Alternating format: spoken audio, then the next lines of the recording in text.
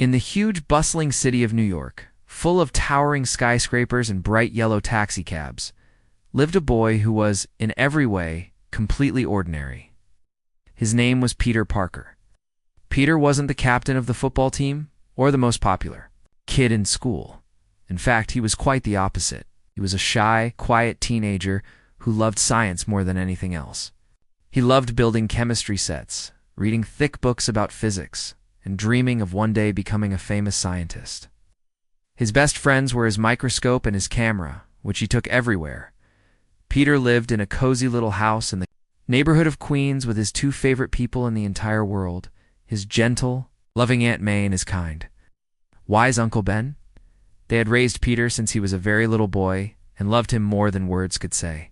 Aunt May always made sure he had his favorite wheat cakes for breakfast and a warm coat in the winter. Uncle Ben was always ready with a smile, a piece of advice, or a funny joke.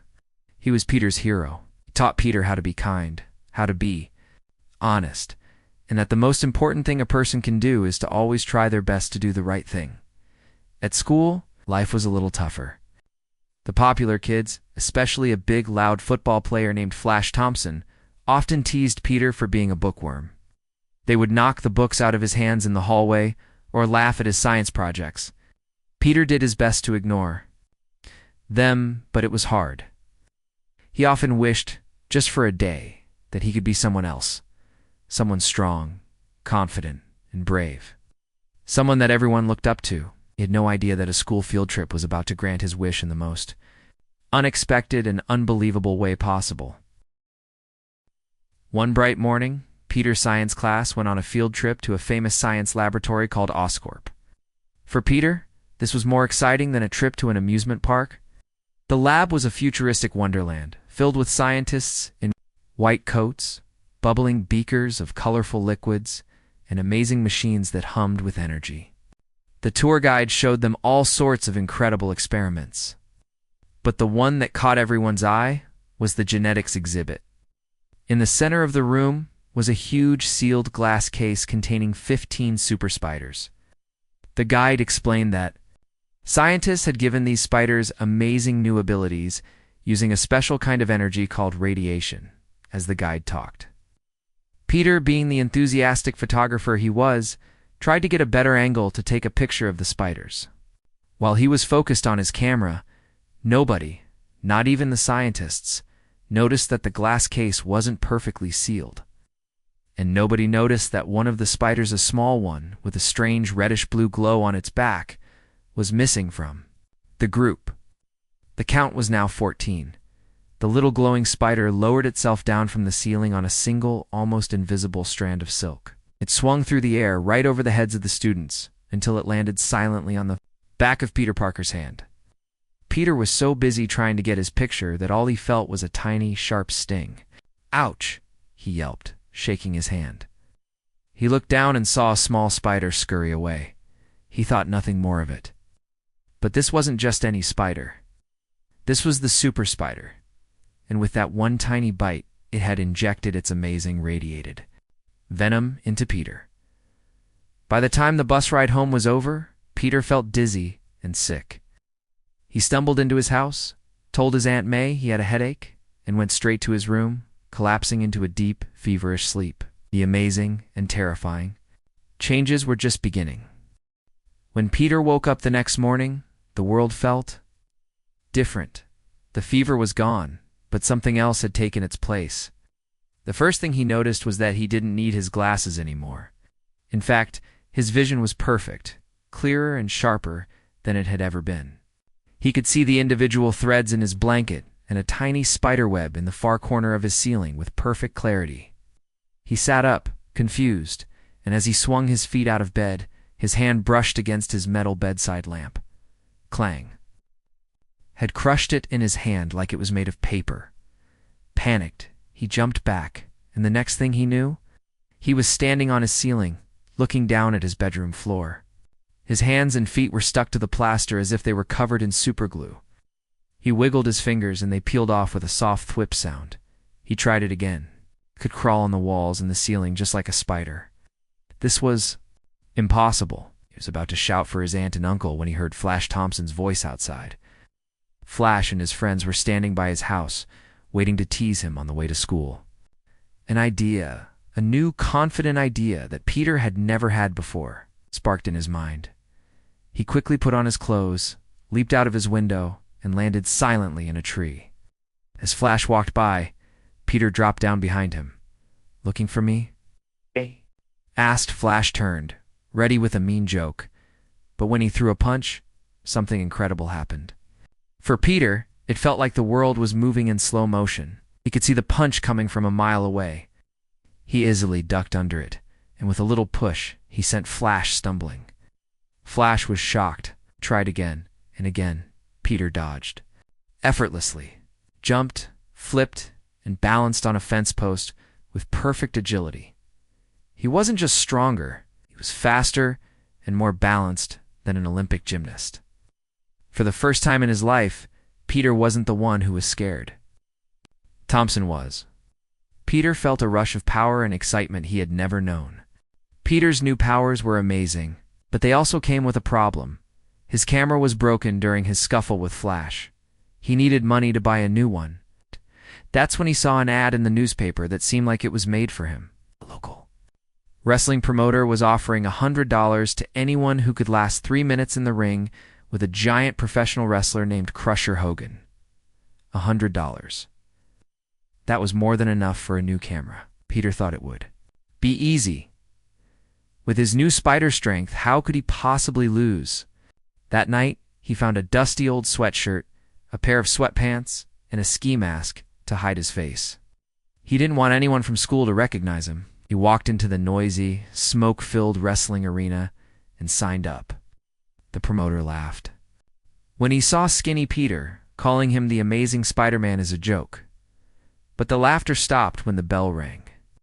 Crusher Hogan charged at Peter like a bull, but Peter just leaped straight up, flipping over Hogan's head and landing lightly. On the other side of the ring, the crowd gasped. Hogan was furious.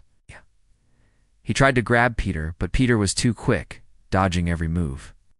Peter easily climbed up the ring posts and balanced on the top rope. "Is that all you've got?" he teased, finally getting tired of the game. Peter grabbed Crusher Hogan, lifted the giant man clean over his head with one hand, and held him there. The entire arena went silent in disbelief. Peter had won.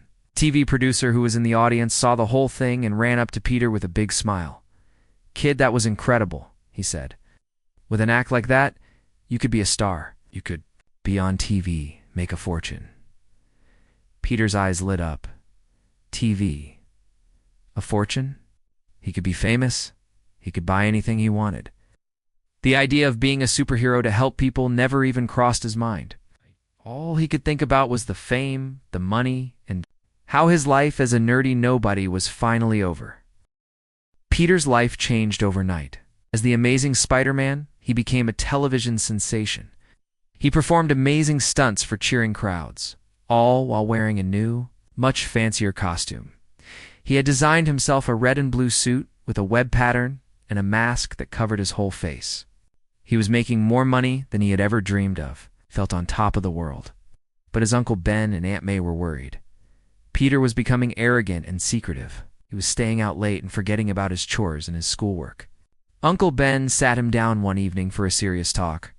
"Peter," he said kindly, "I know you're changing and that's okay.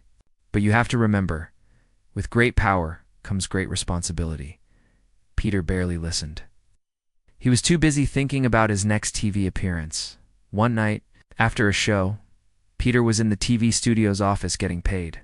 As he was leaving, a man with wild eyes and messy hair suddenly ran past him, clutching a bag of money. He was a robber escaping from the studio's office. Security guard shouted from down the hall, "Stop him! Somebody stop that man!" The robber ran right towards Peter. Peter could have easily stopped him, could have stuck out a leg to trip him, or shot a web to tie him up. But he didn't. He just stood aside and let the man run right past him and into the elevator. The angry security guard ran up to Peter. "Why didn't you stop him?" he yelled. "You could have nabbed him easily." Peter just shrugged, a smug look on his face. "Sorry, pal," he said coolly. "That's your job. I'm just looking out for number one me." He turned and walked away, not giving it a second thought. It was a small, selfish decision, a decision he would regret for the rest of his life. He had no idea that the man he had just let escape was now running free in the city and was about to cross paths with the one person Peter loved most in the world. Peter arrived home later that evening feeling proud of himself. He couldn't wait to see the look on his aunt and uncle's faces when he showed them all the money he was making. But when he got to his street, he saw something that made his heart freeze. The street was blocked off with police cars, their red and blue lights flashing silently in the darkness. A small crowd of neighbors was gathered on the sidewalk, whispering and pointing. Peter pushed his way through the crowd, a terrible feeling of dread growing in his stomach. A police officer stopped him. "You can't go any further, son. There's been a terrible accident." Then Peter saw it. He saw his Aunt May wrapped in a blanket, crying and being comforted by a neighbor. He ran to her. "Aunt May? What happened? Where's Uncle Ben?" Aunt May looked at him, her eyes full of a pain so deep it felt like a physical blow. "Oh, Peter," she sobbed. "Your uncle, he was coming home." "And a burglar tried to rob our house. Ben surprised him. And the man, he shot him." The words didn't make sense. Shot Uncle Ben. It was impossible. It's not kind, funny uncle. Ben. Peter's whole world shattered into a million pieces. The laughter and the cheering from the TV studio felt a world away. The money in his pocket felt like worthless paper. All he could feel was a cold, empty hole where his heart used to be and a hot, burning rage that filled up the emptiness. He learned from the police officer that the killer had been cornered in an old, abandoned warehouse down by the docks. Without thinking, without caring about his own safety, Peter changed into his Spider-Man costume and swung off into the night. He wasn't a showman anymore. He was a hunter, and he was going to find the man who had destroyed his life. Spider-Man moved through the city like a shadow. Colorful reds and blues of his costume seemed dark and grim in the moonlight. He landed silently on the rooftop of the abandoned warehouse, his mind a storm of grief and fury. He could hear noises from inside. He smashed through a skylight, landing in a crouch on the dusty floor below. A single, terrified figure stood in the center of the room, holding a gun. It was the killer. "You," Spider-Man roared, his voice filled with a rage he didn't know he possessed. The man fired his gun, but Peter dodged the bullets effortlessly. In 2 quick bounds, he was across the room. He snatched the gun away and, with a single punch, sent the man sprawling to the ground. He grabbed the killer by the front of his shirt, lifting him into the air. He wanted to see the face of the monster who had taken his uncle from him. He dragged the man into a sliver of moonlight shining through the broken window, and then Peter's heart stopped. His rage vanished, replaced by a horror so cold and so absolute it felt like he was encased in ice. It was him. The messy hair, the wild eyes. It was the exact same robber from the TV studio, the same man he had let escape, the same man he had been too selfish to stop. He dropped the man, who collapsed.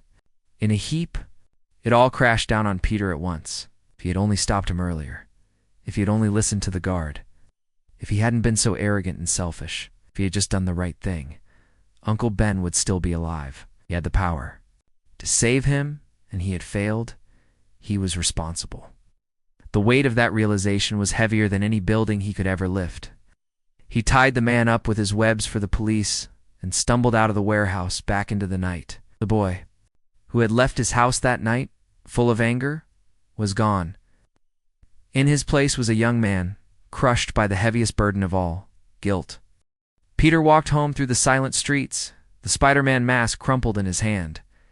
The city lights blurred through the tears in his eyes. He sat alone in his room for hours, the darkness feeling like a heavy blanket. The memory of the robber's face and the memory of his uncle's kind smile swirled together in his mind. He finally understood.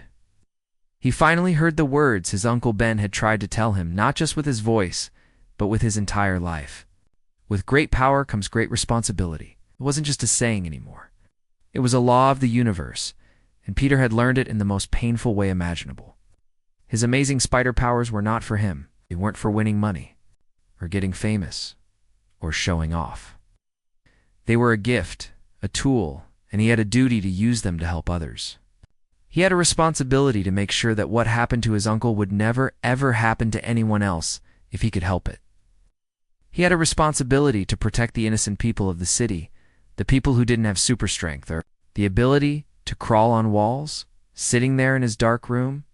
With the city lights twinkling outside his window like distant stars, Peter Parker made a silent vow. He would not let his uncle's death be for nothing. He would honor his memory. He would use his powers for good, and for good alone. Would fight for those who couldn't fight for themselves. He would become the hero his Uncle Ben would have been proud of. The showman was gone forever. The hunter was gone. In that moment of profound grief and newfound purpose, the true hero, Spider-Man, was finally born. The days and weeks that followed were the hardest of Peter's life. He and Aunt May had to learn how to live in a world without Uncle Ben's laughter. But through their shared grief, a new strength emerged. Peter knew what he had to do, but being a hero was more than just having powers. He needed tools. Using his brilliant scientific mind, he went to work in his bedroom, which now looked more like a scientist's laboratory. He tinkered with chemicals and electronics, trying to create something that would give him an edge. His first invention was his web shooters. He developed a special, super strong and super sticky fluid that was liquid inside a cartridge but hardened into an elastic, web-like strand as soon as it hit the air. He then built two small, wrist-mounted devices that could shoot this fluid out in a variety of shapes, a thin line for swinging, a wide net for catching criminals, or a sticky glob for gumming up machines. He practiced for hours, learning to swing through the city's canyons of steel and glass, his heart soaring with a freedom he'd never felt before. Swinging through the city was the one time he could almost outrun his sadness. He also perfected his costume. It wasn't just for show anymore, it was a symbol. He chose the bright red and blue to be a beacon of hope. The web pattern was a reminder of how he got his powers, and the big spider symbol on his chest was a declaration of who he was. The full face mask was the most important part. It wasn't just to hide his identity as Peter Parker. It was to show that Spider-Man could be anyone. He was a symbol that anyone, no matter how ordinary they seemed, could choose to do the right thing and be a hero. He was no longer just a boy in a costume. He was building an identity, a purpose, forged from grief and powered by responsibility. With his new gadgets and his renewed purpose, Peter Parker began his new double life. By day, he was still the quiet high school student, taking care of his Aunt May and working hard in his classes. But by night, or whenever he heard a police siren, he became something more. He became a protector. He was no longer on TV. He was on the streets. He'd stopped bank robberies, rescued cats from trees, saved people from burning buildings, and put a stop to bullies and bad guys wherever he found them. He learned to do it all with a unique style. To cope with his own sadness and to calm down scared citizens, he would often crack jokes while fighting crime. "Hey, that bag doesn't really match your outfit," he'd quip to a purse snatcher. This sense of humor made him different from other heroes. He wasn't a grim warrior. He was your friendly neighborhood Spider-Man. He wasn't perfect. He still had to worry about homework, about being late for school, and about making enough money from selling pictures of Spider-Man to the local newspaper to help Aunt May pay the bills. But he never forgot his vow. He never forgot the lesson he learned on that terrible night. He knew that his great power came with a great responsibility, and he faced that responsibility every single day with courage, with humor, and with all the strength in his heart. So the ordinary boy from Queens, through a journey of wonder, selfishness, and terrible loss, had finally become what he was always meant to be: a true hero, an amazing friend, and an inspiration to us all.